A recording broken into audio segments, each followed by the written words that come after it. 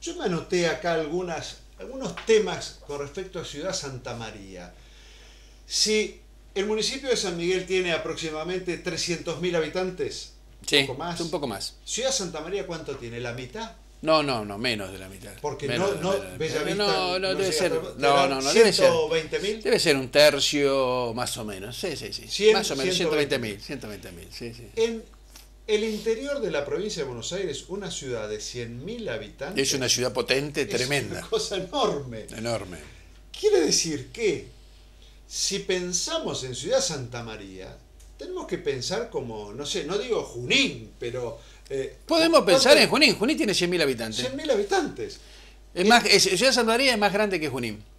Y sus requerimientos no han sido satisfechos en modo absoluto. Entonces digo, la planificación de una ciudad... Y lleva mucho tiempo y es muy compleja en el cono urbano bonaerense. No es solamente un problema que padece San Miguel, es un problema que padece todo el cordón del conurbano de bonaerense, especialmente el segundo y el tercer cordón, donde el crecimiento demográfico como urbanístico se hizo en forma muy desordenada. Y es por eso que tenemos severos problemas de infraestructura. Pero yo escuchaba el otro día, está bien, estamos en plena acción electoral, tiempo electoral, Tigre tiene el 80% de sus habitantes sin cloacas.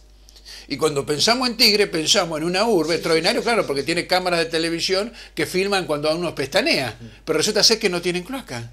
Y el 50% no tiene agua potable. Y en el caso de Ciudad Santa María, creo que tiene nada más que... Las cloacas que nosotros trajimos, que todavía no se pudieron poner en funcionamiento, porque hay problemas con la planta de tratamiento final, es decir, son las plantas que le dan la presión para que la cloaca pueda correr, es decir, para que el líquido corra dentro de la cañería, y que iban a estar instaladas en Bellavista, en la plaza Madre Teresa de Calcuta, y hubo problemas con los vecinos porque no quieren la construcción. Y bueno, prácticamente toda esa cloaca que se trajo en el año 2007 está hoy sin funcionar, porque tenemos problemas de conclusión de la planta esa de potenciación que tiene que tener para que llegue a la planta de tratamiento y reciclado que está en las vías del ferrocarril San Martín con el río Reconquista. Quiere decir que si Oscar Silocci llega a ser concejal, va a estar controlando la cuestión de la infraestructura.